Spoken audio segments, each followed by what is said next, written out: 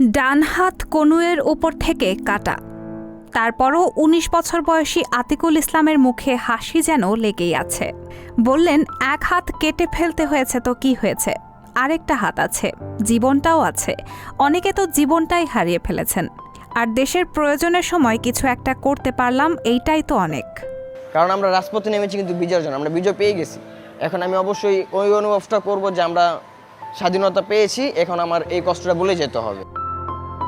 ছাত্র জনতার আন্দোলনের মুখে গত ৫ আগস্ট শেখ হাসিনার পদত্যাগের পর সেদিন বিকেল ৪টার দিকে রাজধানীর উত্তরা পূর্ব থানার কাছে আতিকুলের হাতে গুলি লাগে। একটি হাসপাতালের চিকিৎসকেরা তার হাতের গুলিটি বের করে। পরে ৬ আগস্ট দুপুরে জাতীয় অর্থোপেডিক হাসপাতাল ও পুনর্বাসন প্রতিষ্ঠানে তাকে ভর্তি করা হয়, আর ৭ আগস্ট অস্ত্রোপচার করে হাতটি কেটে ফেলতে হয়। এরপর থেকেই বাঁ হাতে মুঠোফোনে টাইপ করা সহ কিছু কাজ রপ্ত করেছেন আতিকুল ইসলাম। তবে দৈনন্দিন খাওয়া বা অন্য কাজগুলো করে দিচ্ছেন তার মা আমেনা বেগম।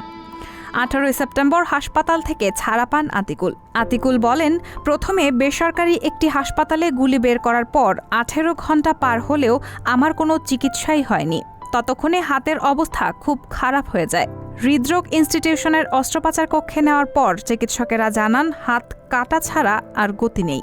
তারাই পঙ্গু হাসপাতালে যেতে বলেন। পরে পঙ্গু হাসপাতালে ভর্তি হলে চিকিৎসকেরা হাত কেটে ফেলতে বাধ্য হন।